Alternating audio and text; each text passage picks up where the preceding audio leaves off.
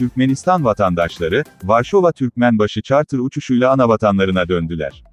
Bu sabah, Türkmenistan Hava Yolları'na ait Boeing 777-200LR, Polonya ve komşu ülkelerden Türkmen vatandaşlarını anavatanlarına teslim eden bir Varşova Türkmenbaşı charter uçuşu gerçekleştirdi.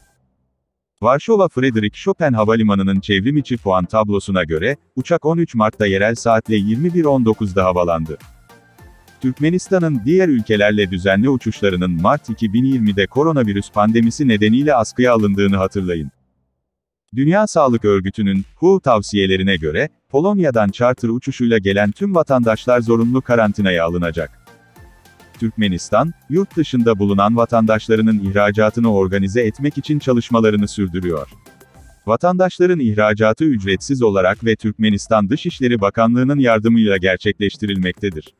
Türkmenistan hükümetinin daha önce birkaç kez Rusya, Belarus, Türkiye, Azerbaycan, Hindistan, Tacikistan, Kazakistan, BAE, Ukrayna, Özbekistan ve AB ülkelerinden koronavirüsün yayılması nedeniyle yabancı ülkelerde mahsur kalan vatandaşlarının çıkarılmasını organize ettiğini ekleyelim.